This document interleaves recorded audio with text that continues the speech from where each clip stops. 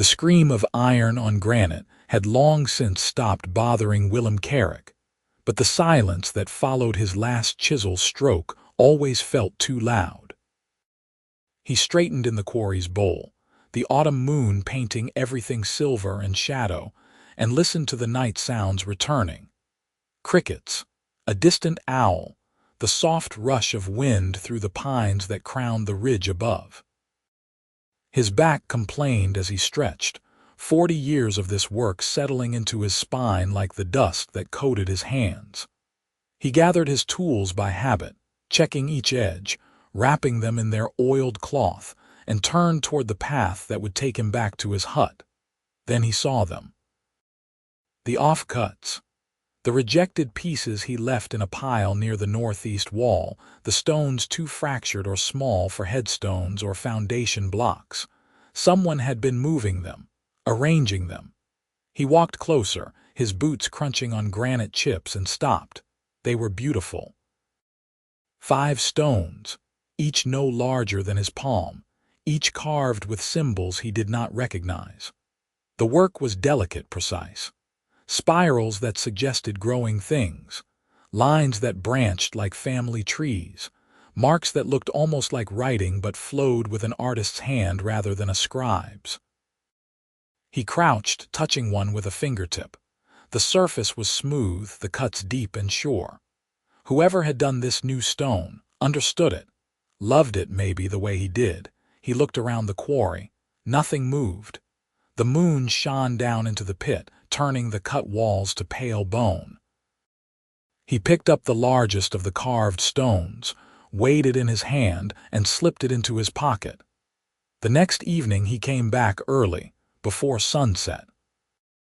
He worked his usual blocks, the monotonous rhythm of splitting stone for the village's new mill foundation, but his attention kept drifting to the offcut pile. Nothing. He worked until the light failed, then longer until the moon rose and he could see by its glow. Still nothing. He cleaned his tools, banking his frustration, and left. But he also left something new. 3 pieces of good limestone, pale and fine-grained, perfect for carving. He set them on top of the offcut pile where the moonlight would find them. 3 nights passed. The limestone sat untouched. Willem began to think whoever had done the work had moved on, maybe frightened by his presence, maybe finished with whatever project had brought them here. Then on the 4th night, as he approached the quarry in the late dusk, he heard it, the light tap-tap-tap of careful chiseling. He moved quietly for a big man. 30 years of working stone taught you how to step soft when you needed to. He came down into the quarry bowl from the south path, keeping to the shadows, and there she was, an orc woman. Lean and quick in her movements, crouched over one of the limestone pieces he had left. She worked with a small iron chisel and a round hammer stone, her movements economical and sure. Her skin was green even in the moonlight, a deep forest shade, and her black hair hung in a thick braid down her back. She wore travel-worn leathers and a tunic that had been mended many times. Small tusks curved up from her lower jaw, catching the light as she tilted her head to examine her work.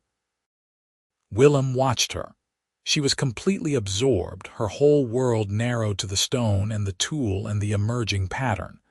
He recognized that focus, had felt it himself 10,000 times. He waited until she paused, sitting back on her heels to rest her arm, and then he stepped forward into the moonlight.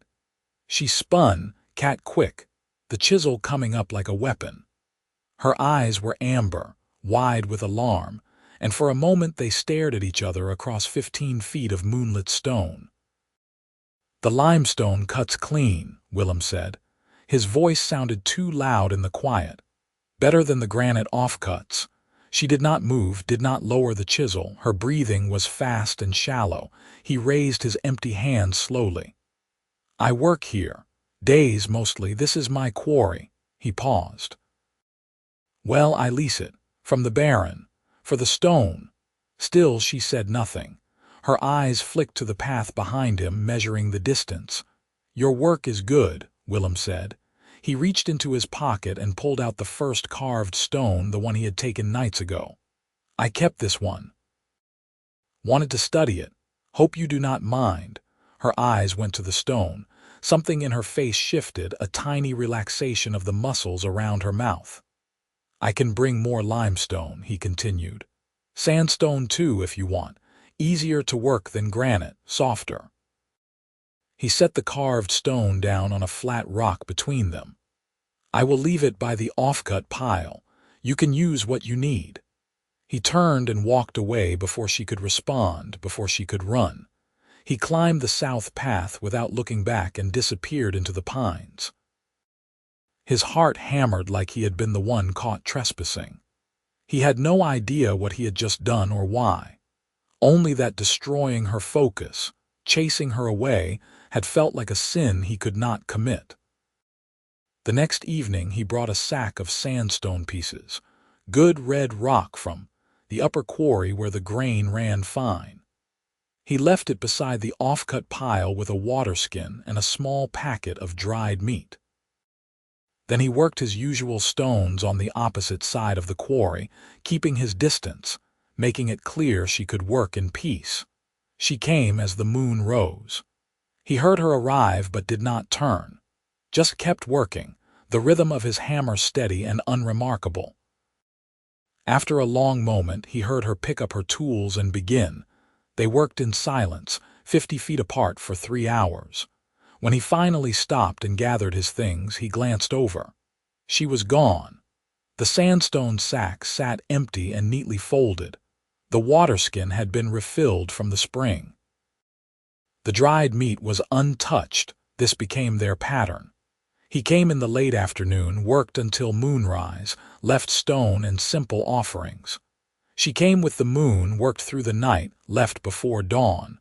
They did not speak. He began to time his departure so he could walk past her work, see what she had made. The carved stones grew in number, each one covered in the flowing symbols, the branching lines. Family trees, he became certain, genealogies, records of lineage carved into permanence. 2 weeks passed this way. The autumn deepened, the nights growing cold. He started leaving a small fire laid in a ring of stones, ready to light. She never lit it. He left a wool blanket. It sat untouched for 3 nights, then disappeared. He allowed himself a small satisfaction at that. On the 16th night, he broke pattern. Instead of leaving at moonrise, he settled himself against the quarry wall with his own work, a headstone for the miller's wife who had died in childbed. He carved her name by moonlight, his hands steady despite the cold. Across the quarry she arrived, paused when she saw him still there, and then slowly descended to her usual spot. They worked in silence. Hours passed. The moon tracked across the sky. Finally, when his shoulders were screaming and his fingers had gone numb, he set down his tools and flexed his hands. Across the quarry she did the same. "How many?" His voice startled them both. He had not planned to speak. She looked at him. Her amber eyes caught the moonlight. "How many stones?" he clarified. "How many do you need to make?" For a long moment she said nothing. Then, so quietly he almost missed it, 147. Her voice was deeper than he expected. A little rough, like she did not use it often. "How many have you finished?" 31. He did the arithmetic. "You have been working for months," she nodded once. "What are they?" He already knew, but he wanted to hear her say it. "My clan." She touched the stone in front of her, a gesture almost tender. "My dead, so they are not forgotten, memorial stones." Memory stones. A slight emphasis on the correction.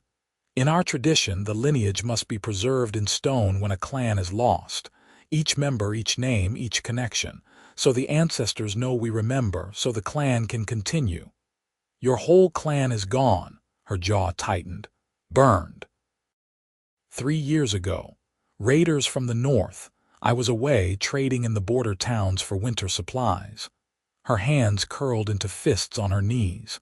I came back to ashes. Willem absorbed this. I am sorry, she shrugged, a tight, unhappy motion. The world is full of ashes. You are keeping them alive, he said. In the stone. She looked down at her work. Trying. He stood, joints cracking, and walked over to her side of the quarry. She tensed but did not flee. Up close, he could see the details of her work more clearly. The symbols were beautiful and precise, each line deliberate. This is the best stone carving I have seen, he said honestly. Better than mine. You are kind. I am truthful. I have been cutting stone for 30 years. I know good work. He crouched beside her, studying the half-finished stone. This pattern. Does it mean something specific? She hesitated, then traced a spiral with one finger. This is the mother line. These marks are the daughters, the sons. These smaller ones are the children who died young. And this, she touched a tiny symbol at the spiral's heart, is the founder. The first mother. Your clan goes back a long way. 16 generations. Pride crept into her voice. We held the green valley east of here by the 3 rivers. Good land, good grazing. We were potters and herders, peaceful. Her expression darkened. It did not save us.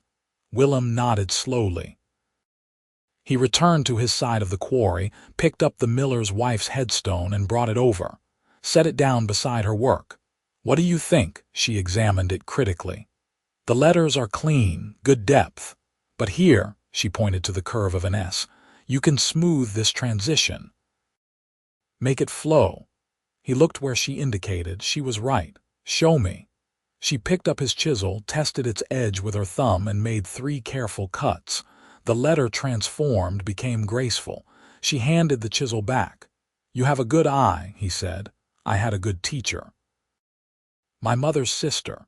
She was the clan's memory keeper before me. Something sad crossed her face. She taught me the symbols, the old ways of recording. Is that why you are making the stones? Because you are the memory keeper? I am the only one left, so yes. She met his eyes. I am the memory keeper of ghosts. They worked in silence for a while after that, but it was a different silence, companionable. When Willem finally left, well past midnight, she nodded to him. He nodded back. The next night he brought better tools. Fine chisels he had bought years ago but rarely used, a mallet with perfect balance. He set them beside the sandstone pile. When she arrived, she looked at them for a long time before picking them up. She tested each one, her hands moving with a craftsman's appreciation.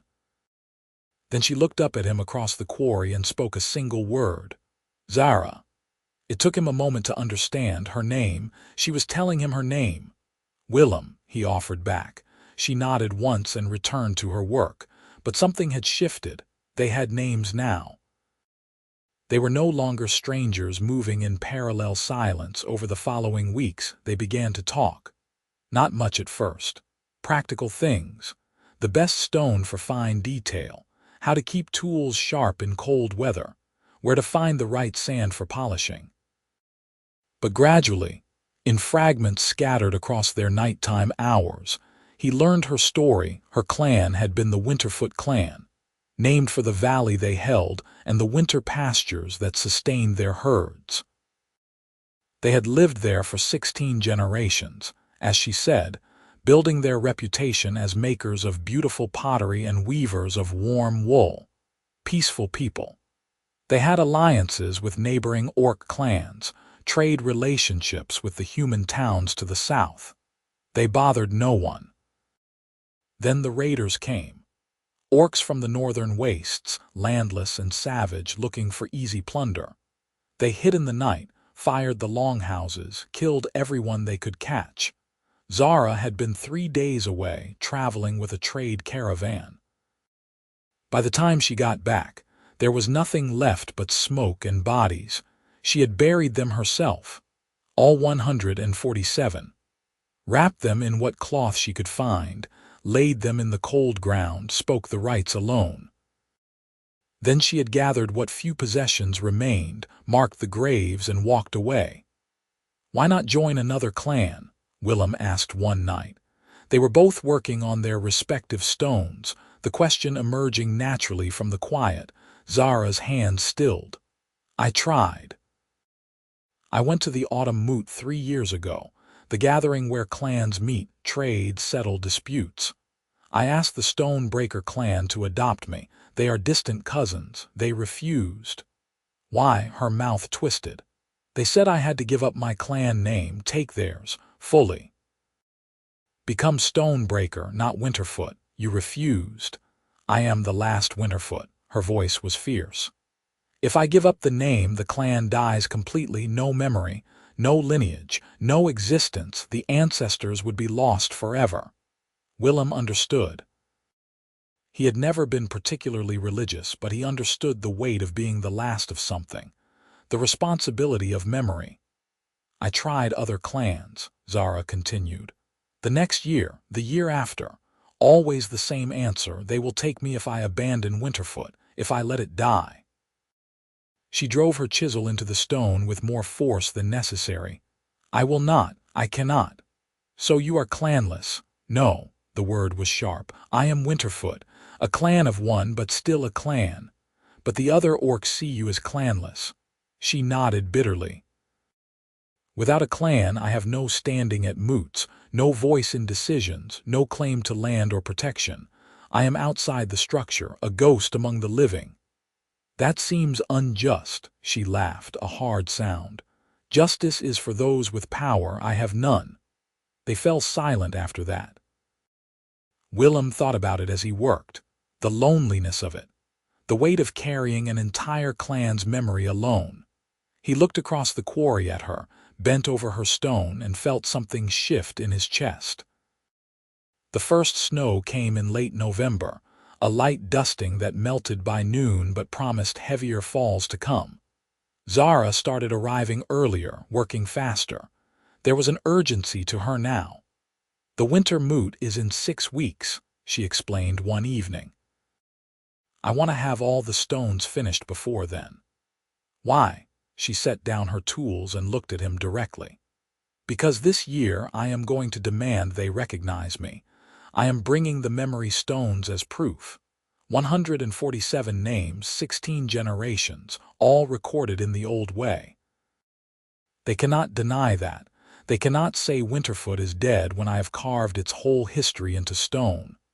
Willem heard the desperation beneath the determination. What if they still refuse? Then I will know for certain that I am truly alone.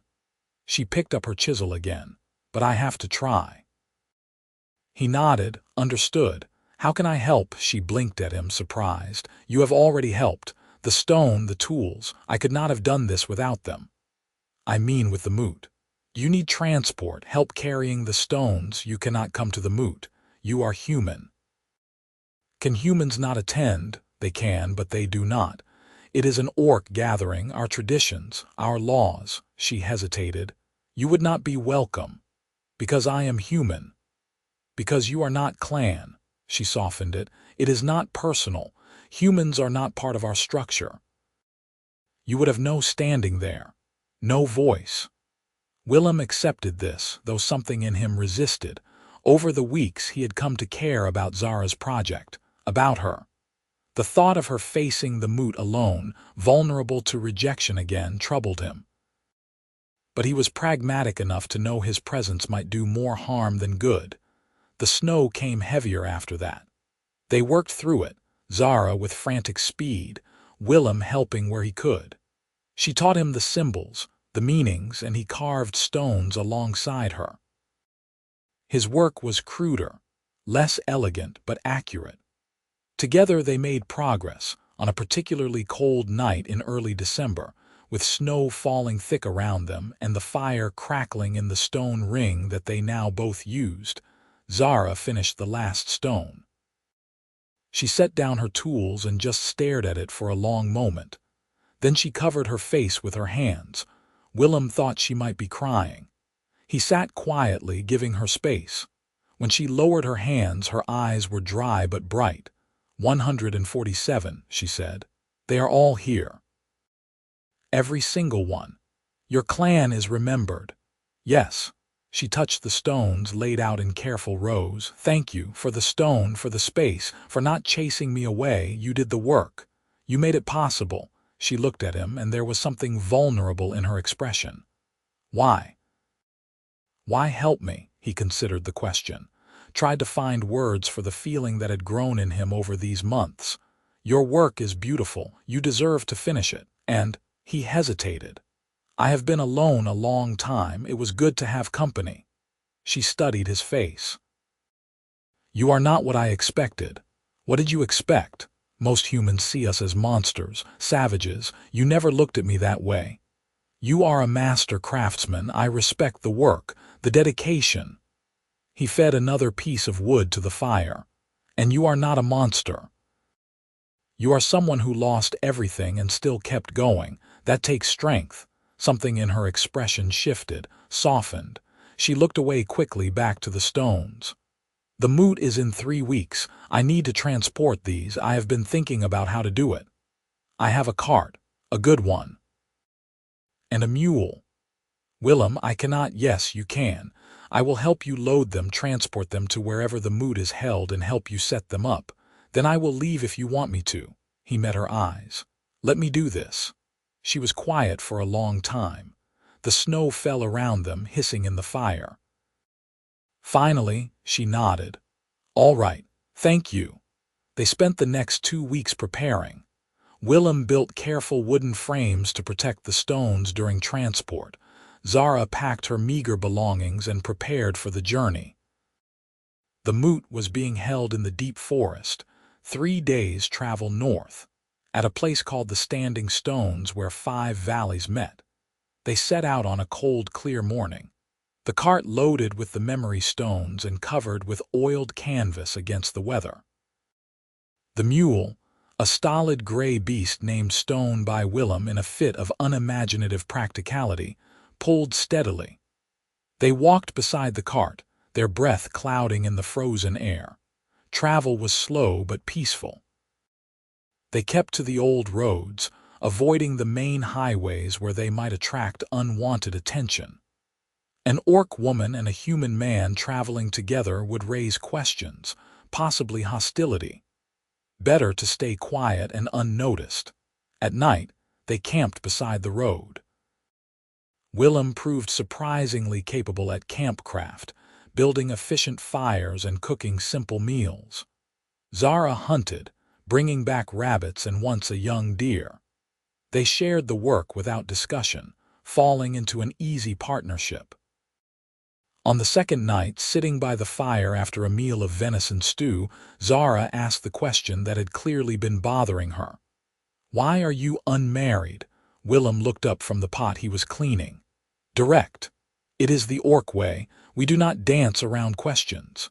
He smiled a little. "Fair enough." He considered his answer. "I was married once, long time ago. She died in the fever that came through the region 20 years back. We had only been married 2 years. After that, I just—" He shrugged. "Threw myself into the work. Never found anyone else who made me want to stop working.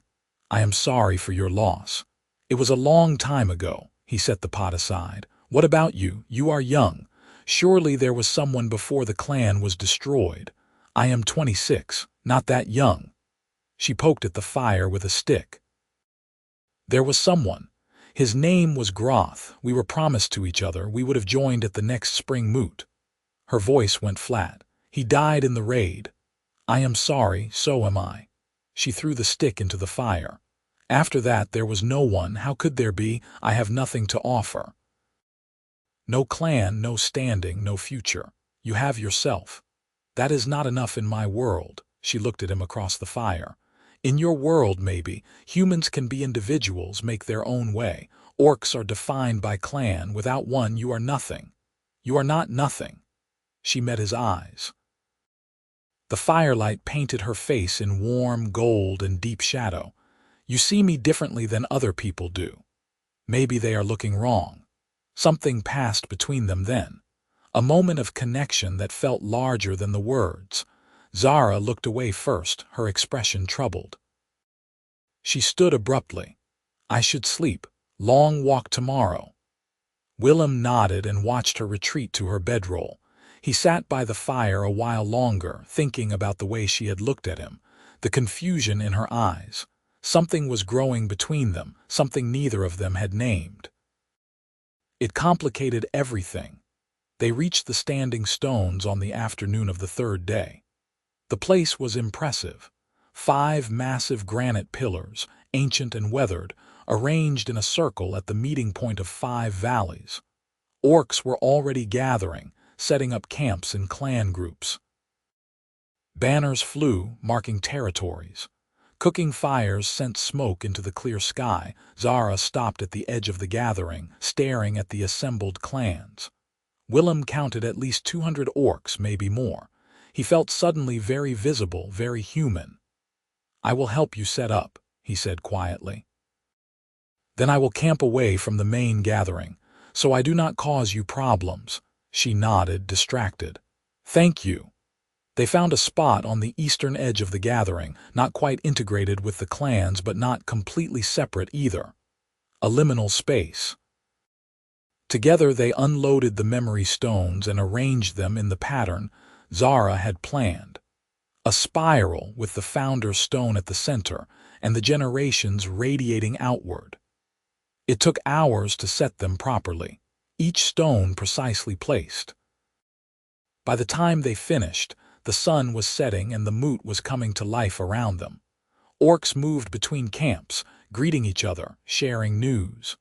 Music started somewhere, drums and a wailing pipe. Laughter rolled across the gathering. Zara stood in the center of her stone spiral, looking small and alone despite the proof of her lineage surrounding her. "It is impressive," Willem said.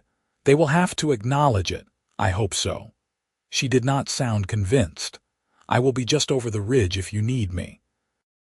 He pointed to a copse of trees a quarter-mile away. "I will keep the fire going. You can find me if you need anything." She turned to him. "Willem, I do not know what will happen here, but I want you to know, these months working with you, they have meant a great deal to me. You have been kind when you did not have to be. You have helped me keep my clan alive." She reached out and gripped his forearm, a gesture that felt formal and significant. "Thank you." He covered her hand with his own. "You will succeed, I believe it." She smiled, fragile and uncertain, and then withdrew.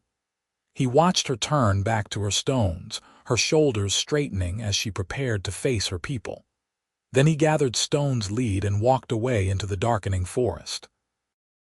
He made camp as he had promised, building a fire and settling in for what he expected would be a long wait. The sounds of the moot drifted through the trees, voices, music, the occasional shout. He tried not to imagine what was happening, tried to trust that Zara knew what she was doing. But sleep did not come easily that night. He lay in his bedroll staring at the stars through the pine branches and worried. The next day passed slowly. Willem stayed in his camp, keeping himself occupied with small tasks, sharpening tools, mending tack. Anything to keep his hands busy and his mind from spiraling. As evening approached, he heard footsteps. He looked up, expecting Zara. Instead, 3 orc men stood at the edge of his camp. They were large, well-armed, and their expressions were not friendly. "You are the human who came with the clanless one," the largest one said. It was not a question. Willem stood slowly, keeping his hands visible. "I helped Zara transport her memory stones, that is all. That is not all." The orc stepped closer. "You are her ally, her friend." "Yes." "Why?" "Because she deserved help." The orc studied him. "I am Drath of the Stonebreaker clan. We offered to adopt her 3 years ago. She refused us. She told me she could not give up her clan name. A foolish decision. She would have had protection, standing a future. Instead, she clings to a dead name." Willem felt his temper rise but kept his voice level. "It is not dead while she carries it. That is the whole point of the memory stones. The memory stones are an impressive display." Drath's tone was grudging. "But they do not change reality." Winterfoot clan is gone. Acknowledging its history does not resurrect it. So you will deny her again. That is not my decision alone. The clan leaders will gather tomorrow night to debate it. But yes, most will likely deny her. She has no land, no resources, no warriors. What she asks is impossible. Why? Why is it impossible for a clan of one to exist? Drath's expression hardened. Because that is not how clans work. A clan is a community, a structure. One person alone cannot hold land, cannot defend territory, cannot participate in the alliances and obligations that bind us together. She wants the name and the standing without the substance. We cannot grant that. Willem understood the logic but hated it, so she remains an outcast. She makes herself an outcast by refusing to join. We have offered her another path. She rejects it. Drath gestured to the two orcs with him. We came to warn you. There will be a formal gathering tomorrow night. All clan leaders will attend.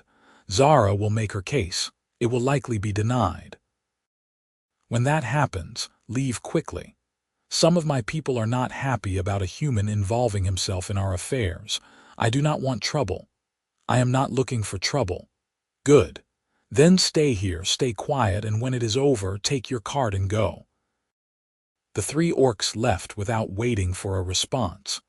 Willem stood in the gathering dark, frustration churning in his gut. He wanted to go to Zara, warn her, prepare her for the denial that seemed inevitable. But he had promised to stay away unless she needed him. He had to trust she knew what she was facing. The next day was worse. The waiting felt unbearable. He paced his camp, unable to focus on anything. As evening approached, he made a decision. He would attend the gathering. He had no voice there, no standing, but he could witness. He could be present. If nothing else, Zara would not face the denial alone. He washed in the cold stream, put on his cleanest shirt, and walked toward the standing stones as the sun set. Orcs were gathering, hundreds of them, filling the space between the ancient pillars. Torches burned in iron brackets. The atmosphere was formal, ceremonial. He stayed at the very edge, trying to be invisible. The clan leaders assembled in the center, 12 orcs wearing badges of office. Zara stood before them, small and alone in her mended leathers. Behind her, arranged in their careful spiral, the memory stones gleamed in the torchlight. An elderly orc woman, her hair white and her tusks capped in silver, raised a staff for silence. The crowd quieted. We are gathered to hear the petition of Zara, who calls herself Winterfoot, the elder said. Her voice carried easily across the assembly. She has asked the clans to recognize her as a legitimate continuation of Winterfoot clan, destroyed 3 years past. She presents evidence. Let her speak. Zara stepped forward. Her voice was steady, but Willem could see the tension in her shoulders. Honored elders, clan leaders, gathered people. I stand before you as the last of Winterfoot clan, 16 generations old, holders of the Green Valley by the 3 rivers. My clan was burned by northern raiders. 147 people died. I alone survived. She gestured to the memory stones. I have carved the lineage of my clan in the old way. Every name, every generation, preserved in stone so the ancestors are not forgotten. This is our history. Our proof of existence.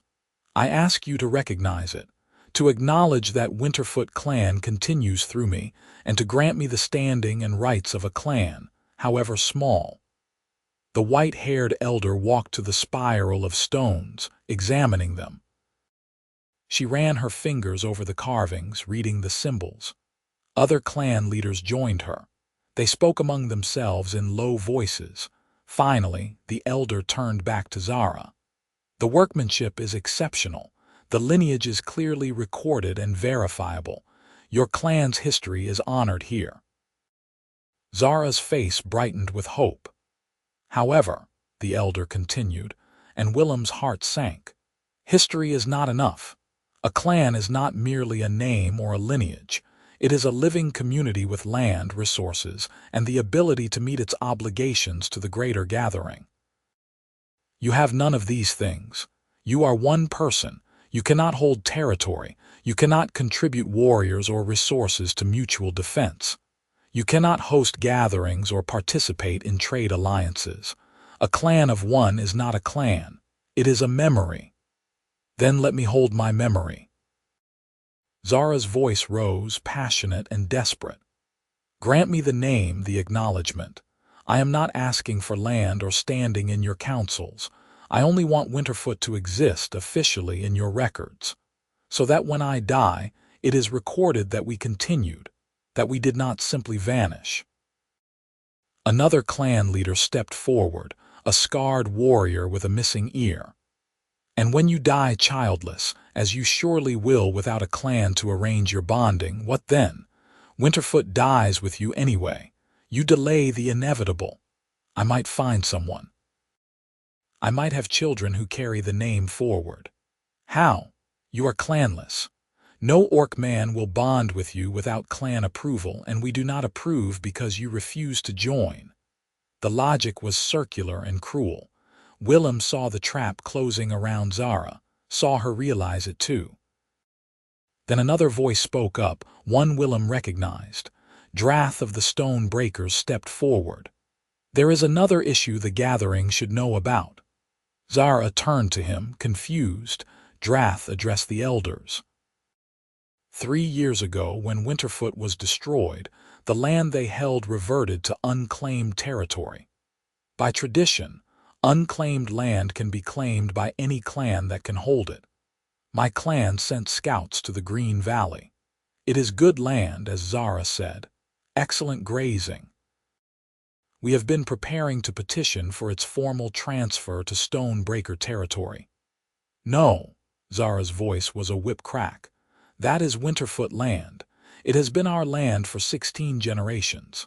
It was your land, Drath corrected. When the clan died, the land became unclaimed. The clan did not die. I stand here. You stand here clanless by the judgment of every moot for 3 years running. If you have no clan, you have no land claim. Drath looked at the elders. If you recognize her now, she retains claim to the valley.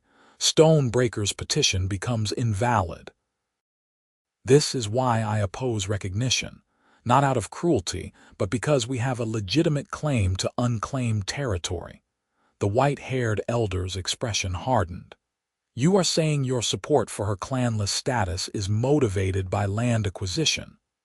I am saying the two issues are connected, yes. Murmurs ran through the crowd.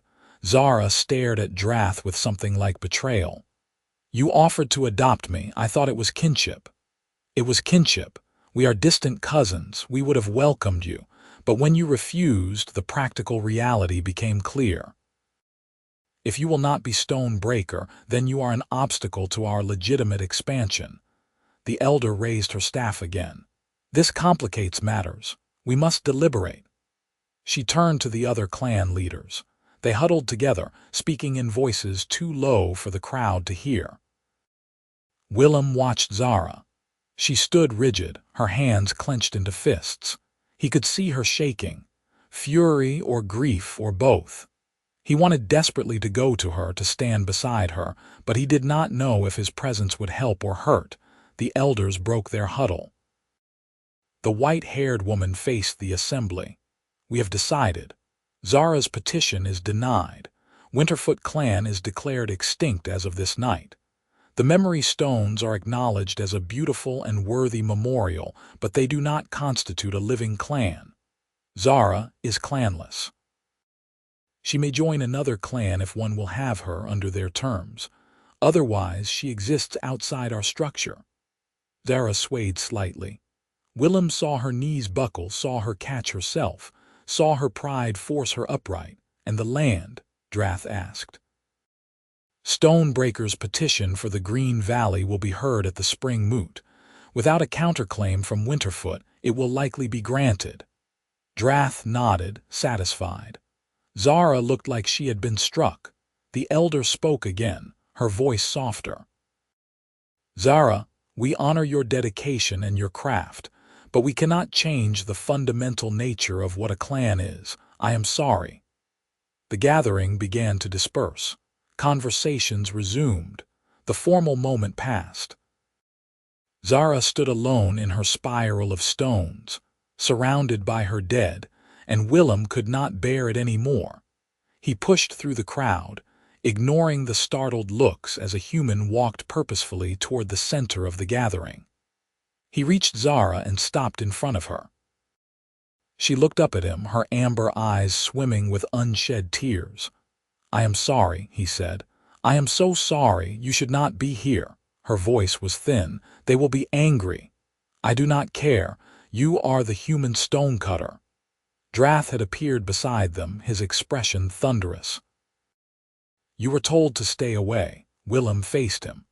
"I was told this would happen, that you would deny her. I came to witness. You have no place here." "Maybe not, but she should not face this alone." The white-haired elder approached, leaning on her staff. She studied Willem with sharp, dark eyes. "Who are you, human?" "Willem Carrick. I lease a quarry 3 days south of here. Zara worked in my quarry to create the memory stones. I helped her bring them here." "Why?"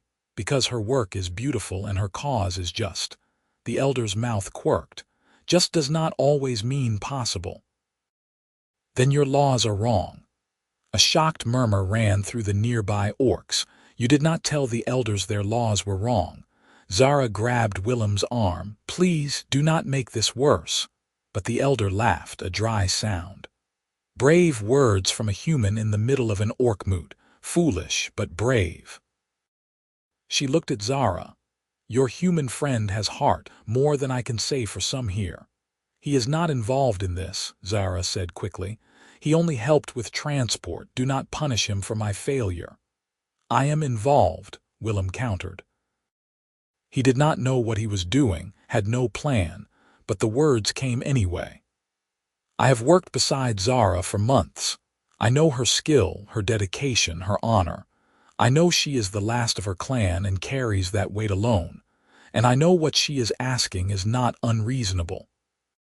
She wants her name to survive. That is all, just the name, the acknowledgement that Winterfoot existed and still exists through her." "We have explained why that cannot be," Drath said. "A clan requires more than one person. Then let her build one." Willem looked at Zara, his heart pounding. "A clan is a family, yes. People bound by oath and blood. Let her start fresh. Let her build a new Winterfoot." "With what?" Drath demanded. "She has no prospects, no bonding offers. She refused them all. She has me." The words fell into sudden silence. Zara stared at him, her eyes wide. The elder's eyebrows rose. Drath looked like he had been slapped. "What are you saying?" The elder asked quietly. Willem did not let himself think. If he thought, he would stop. "I am saying I will bond with her. By whatever orc tradition is required, I will take the Winterfoot name. We will be a clan of 2. If that is enough to give her standing, to preserve her lineage, then I offer myself." "You are human." Drath's voice was sharp. "Humans cannot join orc clans." "Why not?" Willem looked at the elder. "Is there a law against it?" The elder frowned. "It is unprecedented." "But not forbidden," she hesitated. "Not explicitly, but it has never been done." "Then let this be the first time." Willem turned to Zara. Her face was a portrait of shock and confusion. "If you will have me, I know this is sudden. I know we have not spoken of it, but I care about you. I care about your clan. If bonding with me will give you the standing you need, I will do it gladly." Zara's mouth opened, but no sound came out. Tears spilled over, tracking down her green cheeks. She shook her head, not in denial but in disbelief. "You do not know what you are offering," she whispered. "The bond is permanent, lifelong. You would be tied to a clanless outcast, to a dead name. Not dead, living, through you, through us, if you say yes. Why would you do this? Because you should not be alone. Because your clan deserves to continue. Because in these months, working beside you in the quarry, I have found something I thought was gone forever. Purpose, connection, maybe even love, though I am not sure I have the right to call it that yet. He took her hands in his. They were cold and trembling. Say yes, Zara. Let me help you keep your family alive. She looked at him for a long moment. The entire assembly seemed to hold its breath. Then so quietly he almost missed it. Yes. The elder tapped her staff on the ground. Well, this is highly irregular. But she was almost smiling. If you are both certain, we can perform a bonding ceremony, but there are requirements, witnesses, vows, and the human must demonstrate he understands what he is committing to. I understand. Willem had absolutely no idea what he was committing to, but he would figure it out. Tell me what I need to do. First, you must pass the test of lineage. You must prove you have learned Winterfoot's history and can recite it. Clan bonds are bonds of blood and memory. If you cannot remember, you cannot belong. Willem felt a flutter of panic. Then he remembered the months in the quarry, Zara teaching him the symbols, explaining each stone. He knew the lineage, maybe not perfectly, but he knew it. I am ready. The elder gestured to the memory stones. Begin with the founder. Speak the names forward to the present. Willem walked to the center of the spiral. He crouched beside the founder's stone, the one Zara had carved with such care. He traced the symbols with his finger and began to speak. Mora Winterfoot, the founder. She came from the eastern clans, bonded with Crag of the Valley. They had 4 children, Tara, Gruck, Mira, and Dorn. He moved to the next stone, reciting from memory. The names flowed, each one connected to the next. He had watched Zara carve these stones, had listened to her speak of each person. The knowledge was there, embedded in months of shared work. He spoke for 20 minutes, moving through the spiral generation by generation. He stumbled twice, corrected himself. When he reached the final stones, the most recent dead, his voice grew soft. These were Zara's family, her parents, her siblings, her promised husband. He spoke their names with reverence. And finally, Zara Winterfoot, daughter of Crag and Mira, sister to Dorn and Leela, promised to Groth. The last of the lineage, the memory keeper. He stood. The gathering was silent. The elder nodded slowly. You have learned well, better than many orc younglings learn their own clan lines. She looked at Zara. He honors your dead. That is a good beginning. Zara's face was wet with tears. She looked at Willem like she was seeing him for the first time. The elder continued. Second requirement, the joining of hands and the exchange of vows. By our tradition, a bonding is a permanent oath. You swear to uphold each other, to share your strengths, to build a future together. You, human, will take the Winterfoot name and all the obligations that come with it.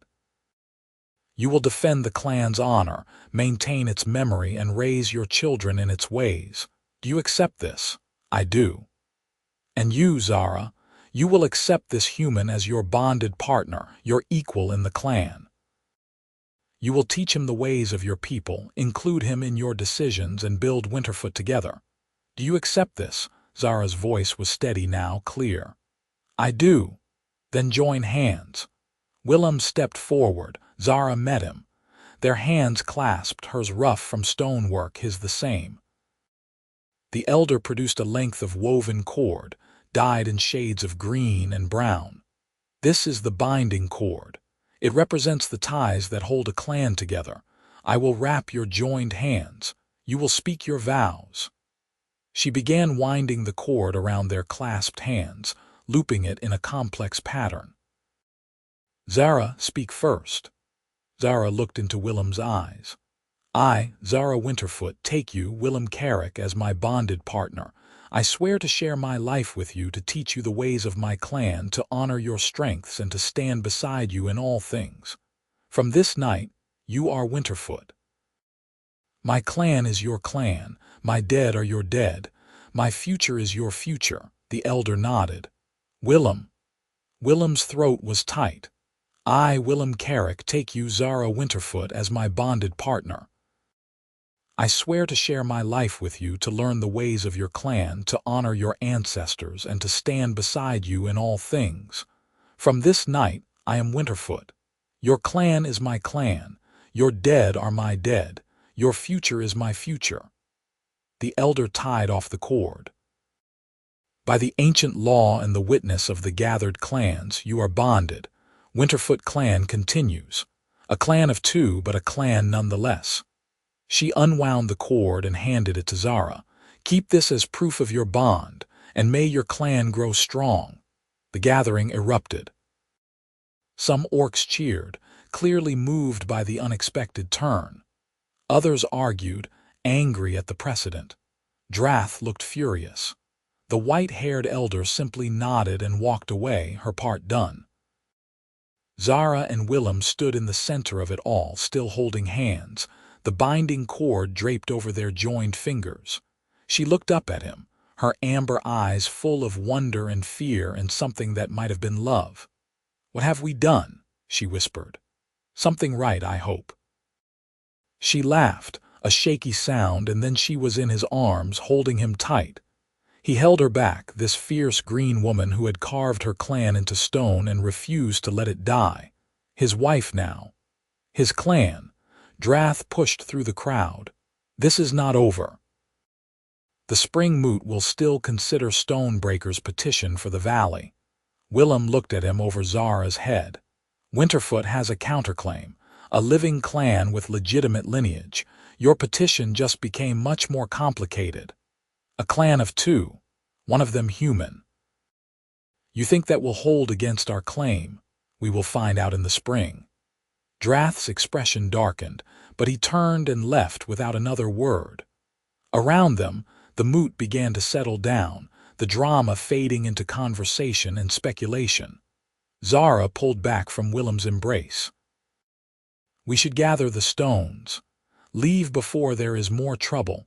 Agreed. They worked quickly, packing the memory stones back into their protective frames, loading the cart.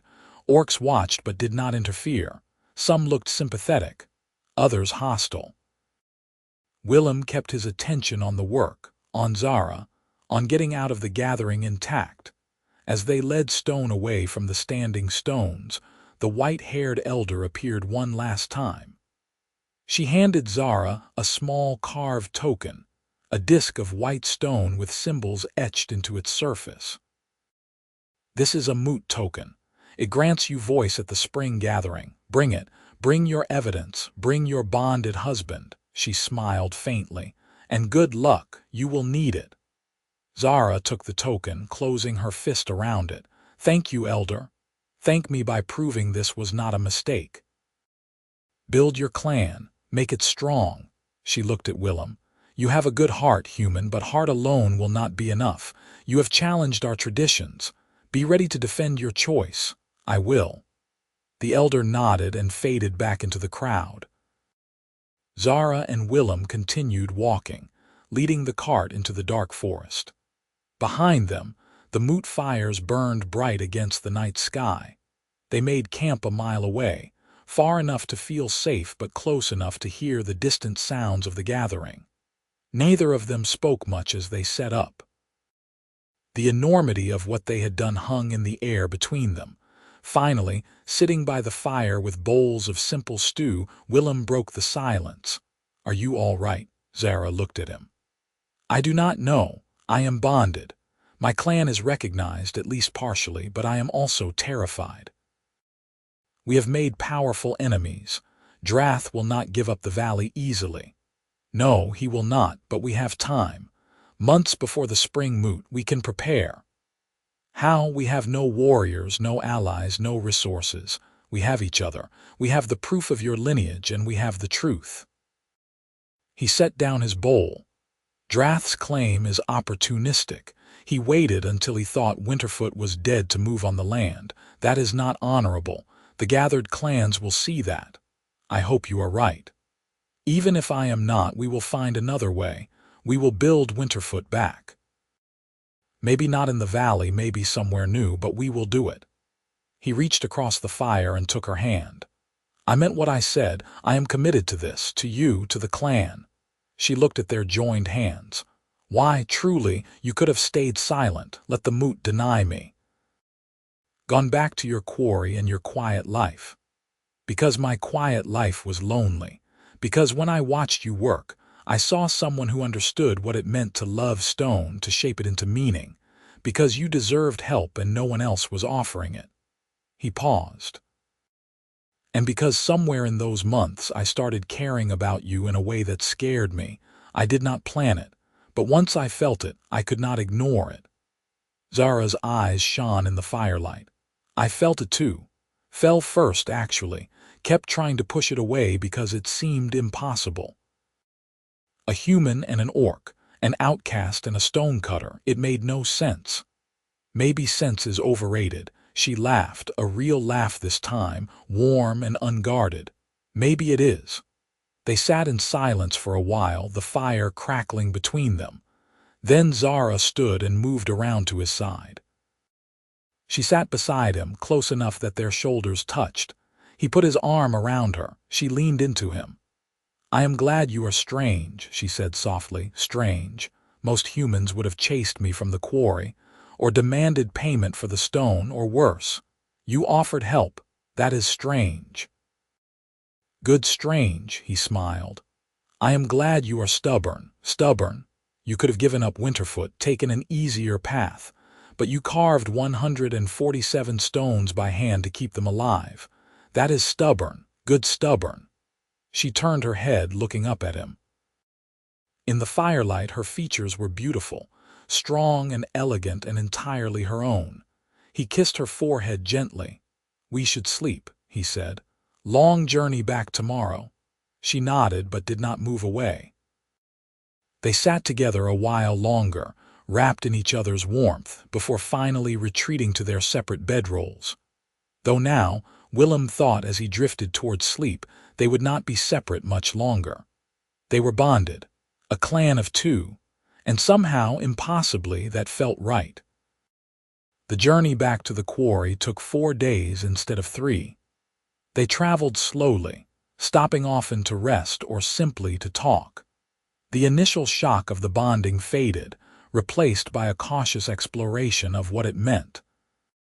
They were married now, by orc law if not human, but they had skipped all the normal steps. No courtship, no gradual building of intimacy. They had jumped straight from co-workers to life partners. It was strange, but it was also surprisingly comfortable. They had spent months working in quiet companionship. Adding conversation and touch felt like a natural extension rather than an awkward imposition. On the second night, Zara asked about his house. "It is small," Willem admitted. "1 room, really. A sleeping loft above, stone fireplace. Not much else." "Is it near the quarry?" "A quarter-mile away, in the pines, private." "Private is good." She poked at the fire. "I have been camping for 3 years, sleeping under stars and in abandoned barns. A roof sounds like luxury. You are welcome to it, to all of it." "It is your home now, too." She looked at him. "Your life is about to change significantly. A wife you barely know, an orc wife which will make you a target for prejudice. Are you ready for that? Are you ready for a human husband who knows almost nothing about orc traditions and will make mistakes constantly? Probably not." But she was smiling. "I suppose we will figure it out together." "Together," he agreed. When they reached the quarry, it was late afternoon. The familiar bowl of cut stone looked welcoming after days on the road. Willem's house sat tucked into the pines exactly as he had described. Small, sturdy, simple. Smoke curled from the chimney where he had banked the fire before leaving. They unloaded the cart together, carrying the memory stones into the house. There was not much room, but they made space, arranging the stones along one wall where they could be honored and remembered. Zara touched each one as she set it down, greeting her dead. That night they sat by the fireplace, eating bread and cheese from Willem's stores. The house felt full in a way it never had before. Occupied, alive. "I have been thinking about the spring moot," Zara said, "about how to strengthen our claim to the valley. I have been thinking about it too. We need more than just lineage. We need to show we can use the land, defend it. We are two people. We cannot farm an entire valley or hold it against raiders. Not alone, but what if we brought in others? People who want land, who would work with us," she frowned. "What others?" "Humans, mostly. There are families in the villages near here who barely get by. Tenant farmers on poor land, younger sons with no inheritance. If we offered them a chance at good land in the valley, they would come. Mixed settlement. Orcs and humans together. Why not? You and I are proof it can work." He leaned forward. "Think about it. A new kind of clan. Not just orc tradition, but something broader. We would still honor Winterfoot, still keep your lineage, but we would build something that could actually hold the valley. Something sustainable." Zara was quiet, turning the idea over. "It has never been done. Neither has a human joining an orc clan. We are already breaking precedent. Might as well break it properly." She laughed. "You are either very wise or very foolish. Probably both. I like it, though. The idea. A Winterfoot that is more than just me and my dead. A Winterfoot that grows." She met his eyes. "But it will be hard. Convincing people to come. Convincing the clans to accept it. Hard does not mean impossible. We have months. Let us use them." Over the following weeks, they settled into a routine. Willem returned to his work in the quarry, cutting stone for the various contracts he maintained. Zara worked beside him, taking on the detail work, the custom carvings that required a finer hand. They made a good team. His strength and her precision complemented each other. In the evenings they planned. Mapped out the valley from Zara's memory. Discussed what crops would grow best, where to build, how to defend. They drafted a proposal to present at the spring moot. A mixed settlement under the Winterfoot name, combining orc tradition with practical innovation. And slowly, carefully, they built their marriage. It was not a fairy tale romance. They argued about small things, how to organize the house, what to eat, the best way to sharpen tools. But beneath the daily friction was a foundation of respect and growing affection. They had chosen each other deliberately, for reasons beyond passion, and that made the bond stronger in some ways. 2 months after the winter moot, Zara came to Willem with news. She was pregnant. He stared at her, stunned. "Are you certain?" "Yes, I have the signs. Nausea in the mornings. My cycle has stopped. I am certain." A smile broke across his face, huge and uncontrollable. "A child, our child." She smiled back, though he could see the worry in her eyes. Winterfoot's next generation. He pulled her into his arms, held her tight. "This changes everything. I know we have to be more careful, more prepared. The spring moot is only 3 months away. I will be showing by then." "Good. Let them see. Let them see that Winterfoot is not just surviving but growing." He pulled back, cupped her face in his hands. "We are going to do this. We are going to win the valley back, and we are going to raise our child there on their ancestral land. You sound very confident." "I am. Because I believe in you, in us, in Winterfoot." She kissed him then, fierce and grateful, and he kissed her back. They stood together in the small house, surrounded by memory stones and the tools of their trade, and for the first time since her clan had burned, Zara felt truly hopeful. As winter deepened, Willem began reaching out to people he knew. Quietly, carefully, he spread the word. Good land available in the Green Valley, settlers wanted human-orc cooperation. The responses were mixed. Some people were interested, desperate for opportunity. Others were horrified at the idea of working with orcs, of living on land claimed by Winterfoot. But slowly, a group began to form. A young couple whose farm had failed. A widower with 3 children and nowhere to go. A pair of brothers looking for a fresh start. 7 people total, willing to take the risk. Willem met with them in a barn outside the village, explaining the situation fully. The contested claim, the spring moot, the possibility that they might arrive at the valley only to be forced out by Stonebreaker clan. "But if we win," he said, standing before them in the lamplight, "you will have good land and a community, a place to belong. I cannot promise it will be easy, but I can promise it will be worth fighting for."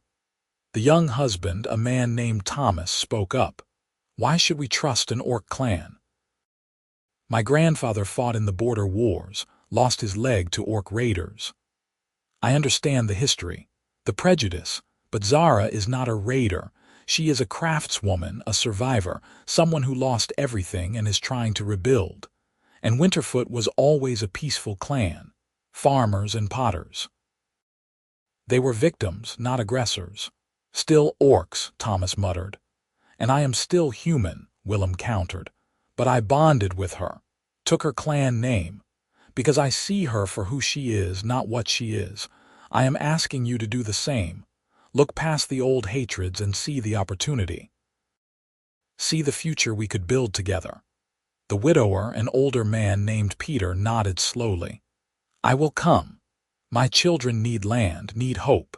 If you are vouching for this orc woman, I will trust your word." One by one, the others agreed. It was not wholehearted enthusiasm, but it was acceptance. Willingness to try. That was enough. Zara met them a week later at Willem's insistence. She was nervous, her hand resting protectively on the small swell of her belly. But she spoke plainly, answering their questions about the valley, the land, the plans. She did not hide her pregnancy or her grief for her lost clan. She was honest, and slowly the settlers relaxed. They saw her as a person, not a monster, saw the shared humanity, or close enough. By early spring they had a plan. 9 people total: Willem, Zara, and the 7 settlers. They would travel to the valley immediately after the spring moot, assuming they won the claim. They would bring tools, seeds, livestock. They would build a settlement and defend it together. The spring moot arrived with the thaw. Zara was 4 months pregnant now, undeniably showing. They traveled north again, this time with their small group of settlers. The journey was harder for Zara, her body changing, but she endured without complaint. The moot was held at the same place, the Standing Stones, but the atmosphere was different, less hostile. Word had spread about the winter bonding, the unprecedented human-orc union. Some clans were curious, others disapproving, but most were willing to hear the case. Drath was there, of course, with a full contingent of Stonebreaker warriors. His petition for the valley was first on the agenda.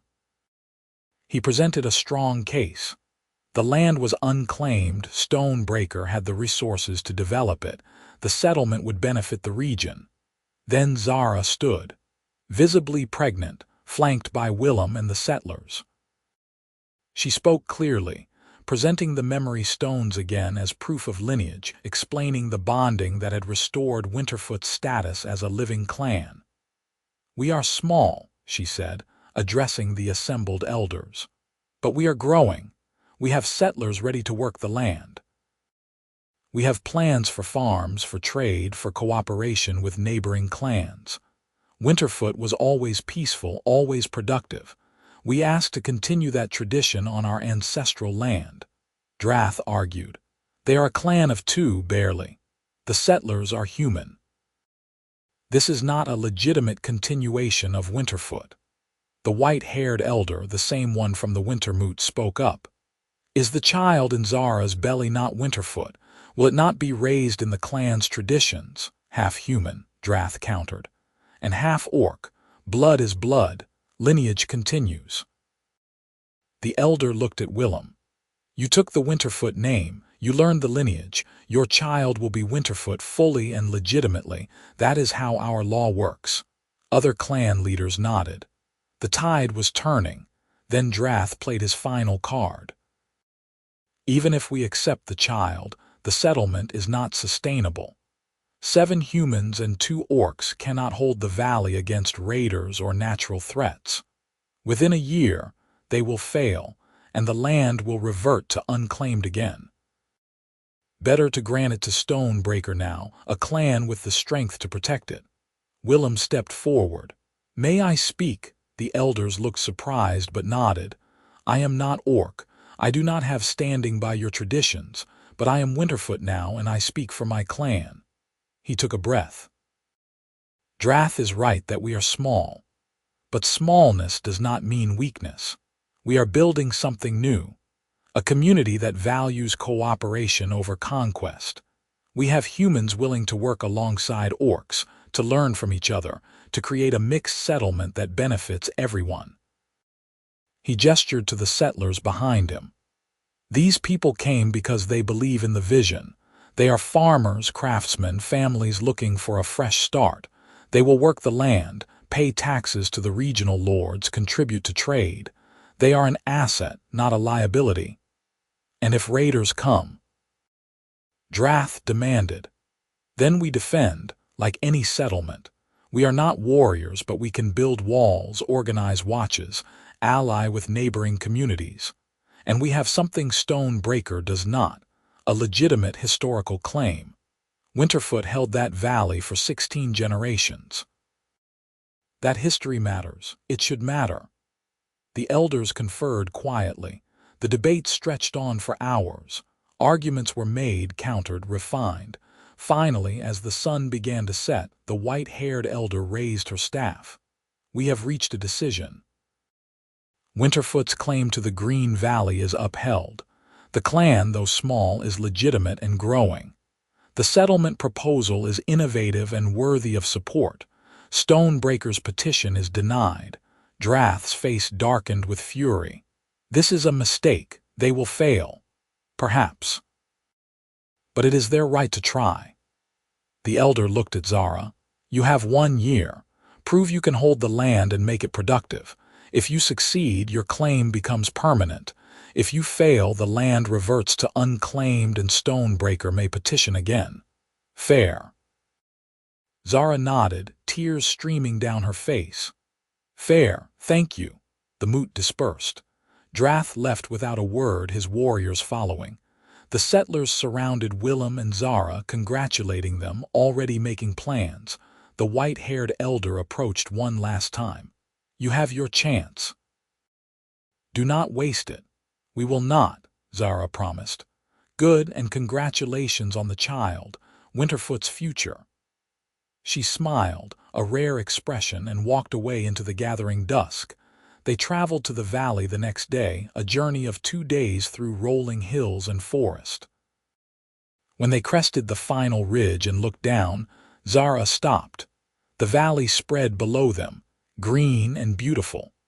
3 rivers converged in its center, creating rich bottomland. The slopes were covered in grass and wildflowers. In the distance, the ruins of the old Winterfoot settlement were visible. Burned posts, collapsed walls, stone foundations slowly being reclaimed by nature. "Home," Zara whispered. Her hand found Willem's. "We are home." They descended together, the whole group, and began the work of building. It was back-breaking labor. Clearing the ruins, laying new foundations, planting crops in the fertile soil.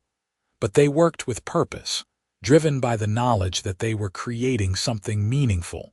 Willem and Zara rebuilt on the site of the old clan hall, a symbolic gesture. The settlers built their own homes nearby, forming a rough circle around a central common area. It was not large or grand, but it was theirs. The months passed in a blur of work. Zara's belly grew as the settlement grew. In late summer, on a warm evening with the smell of new cut hay in the air, she went into labor. There was no midwife, no experienced help, but the settlers' wives had borne children before. They attended her while Willem paced outside, helpless and terrified. The labor lasted through the night. At dawn, he heard a thin, angry wail. One of the women emerged, smiling. "A daughter, strong and healthy. Your wife wants you." He stumbled inside. Zara lay on the bed they had built together, exhausted and radiant, a tiny green-skinned baby in her arms. She looked up at him, tears in her eyes. "Our daughter, Winterfoot's future." He sat beside her, looking down at the baby. She was beautiful. Tiny tusks already visible, pointed ears, a shock of black hair.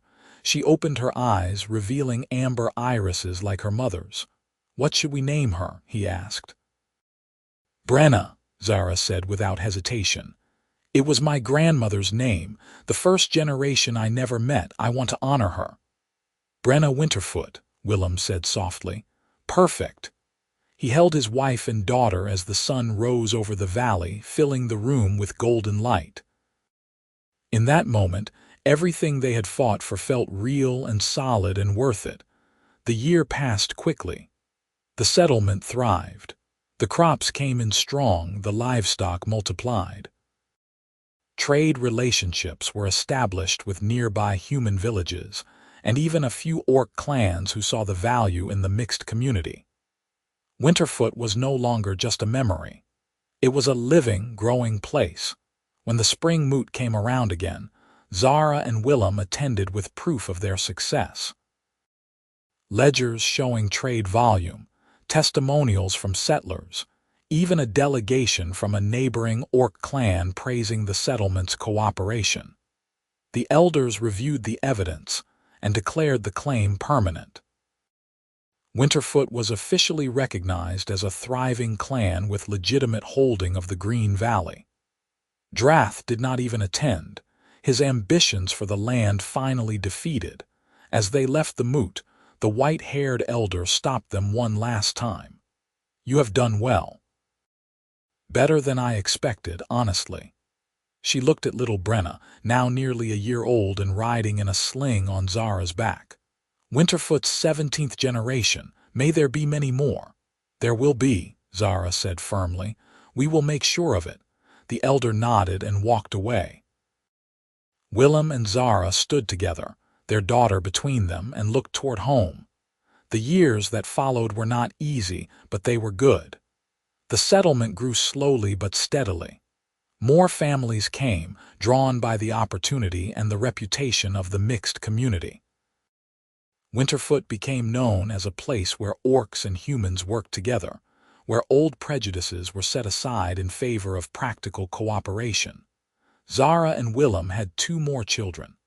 A daughter named Renna 2 years after Brenna, and eventually a son named Jaren. Each child was raised in both human and orc traditions, learning to read and write in human script while also memorizing the Winterfoot lineage in the old way. They were bridge children, belonging to both worlds. Willem taught them stonework, passing on his craft. Zara taught them the memory-keeping traditions, showing them how to carve the symbols, how to honor the dead. The children grew up surrounded by the memory stones, understanding that they were part of something larger than themselves. The settlement prospered. The mixed farms produced surplus that was traded throughout the region. A small market grew up around the crossroads where the 3 rivers met. Other mixed settlements began to form, inspired by Winterfoot's example. The idea spread. 20 years after that first winter moot, Zara and Willem stood on the ridge overlooking the valley. They were older now, gray creeping into Willem's hair, Zara's face lined with the passage of time. But they stood together, hands still finding each other automatically. Below them, the settlement had grown into a small town. Smoke rose from dozens of chimneys. Fields stretched in neat rows. Children played in the central square, a mix of human and orc and those in between. "You ever regret it?" Zara asked. It was a question she had never asked before, had been afraid to ask. Willem looked at her. "Regret what? All of this? The fight, the work, binding yourself to an outcast orc woman and a dead clan name." He was quiet for a moment, considering, then he smiled. Not for a single second. She leaned into him. I fell in love with you in that quarry, months before the moot. I kept trying to ignore it, seemed impossible. I know, I fell for you too, probably earlier than I admitted to myself. He wrapped his arm around her. Best impossible thing that ever happened to me. They stood together as the sun set, painting the valley in shades of gold and green. 3 generations of Winterfoot lived below them now, carved into the fabric of the land. The clan that had been reduced to ashes and one lone survivor had risen again, stronger and stranger than before. In the town square, young Brenna, now a woman of 20 with children of her own, lit the evening fire. It was the Winterfoot tradition, carried forward from the old days. Every evening, the central fire was lit to honor the ancestors, to remind the living that they were part of an unbroken chain. Zara watched her daughter perform the ritual and felt the weight of 16 generations ease. They were not forgotten. They were not lost. They lived on in the stones, in the stories, in the blood of the children who called this valley home. "We did it," she said softly. "We brought them back." Willem kissed her temple. "You brought them back. I just helped. We did it together. A clan of 2 that became a clan of many." "Together," he agreed. They walked down from the ridge as darkness fell, returning to the home they had built with their own hands. The memory stones lined the walls, silent witnesses to everything they had created. The house was warm and full of life, grandchildren visiting, the smell of dinner cooking, laughter echoing. Zara paused in the doorway, looking back at the stones one last time. In the firelight, the carved symbols seemed to glow, names and lineages and the promise of continuation. "Thank you," she whispered to the dead, "for not giving up on me, for letting me carry you forward." Willem touched her shoulder gently. "They are proud of you, I know they are." She turned to him, her strange, wonderful human husband who had given up his old life to join her in building a new one, who had stood beside her when everyone else turned away, who had loved her when she felt unlovable. "I love you," she said. Simple words, but weighted with 20 years of partnership and struggle and triumph. "I love you too," he said. "My fierce stoneworker, my memory keeper, my wife." They entered the house together, closing the door on the night. Outside, the valley settled into peaceful darkness. The rivers flowed. The fields waited for spring. The town slept, secure in the knowledge that Winterfoot watched over it. And in the house on the hill, surrounded by stones and memories and the family they had built, Zara Winterfoot and Willem Winterfoot held each other close. 2 people who should never have met, who should never have bonded, who should never have succeeded, but they had. Against tradition and prejudice and the weight of loss, they had built something beautiful. A clan, a community, a future. Winterfoot lived. And it would continue to live, generation after generation, because 2 people had refused to let it die. The story could end there with that image of domestic peace. But life in the valley continued, rich and full. The next morning, Zara woke early as was her habit. She moved quietly through the house, not wanting to wake Willem, and stepped outside into the cool dawn. The valley was just beginning to stir, smoke rising from early fires, the sound of roosters crowing. She walked to the small garden behind their house, where she grew herbs and vegetables. Her joints were stiffer than they used to be, her movements slower, but she still found peace in the work. She knelt in the soft earth, pulling weeds, checking the new growth, footsteps behind her. She looked up to see Willem approaching with 2 mugs of tea. Could not sleep either. He asked, handing her a mug. "Too much on my mind. The harvest festival is next week. I need to prepare the lineage recitation." Every year at harvest, the Winterfoot settlement held a festival. It combined human and orc traditions, feasting and music and dancing, but also the formal recitation of the clan lineage. Zara led it every year, speaking the names from memory, her children and grandchildren repeating them, teaching the next generation. You have recited it 100 times. You could do it in your sleep. I know, but it still matters. Every time I am afraid I will forget someone, that I will fail them. Willem sat beside her in the dirt, his knees cracking. You will not forget, you never have. She sipped her tea, letting the warmth settle her. Sometimes I still cannot believe we are here, that we succeeded. Believe it, look around, this is real. She looked. The town spread below them, solid and permanent. Her children lived in houses they had built with their own hands. Her grandchildren ran through streets that bore Winterfoot's name. The valley that had been taken from her clan had been reclaimed, not through violence but through persistence and love.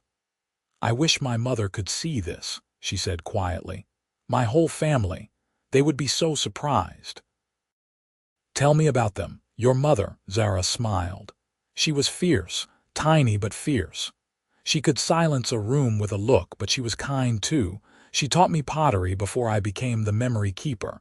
We would sit at the wheel for hours shaping clay, like you shape stone. Yes. Same principle, finding the form hidden in the material. She set down her tea. She would have liked you, I think. She valued people who worked hard, who kept their word. You would have impressed her. I hope so. I would have liked to meet her.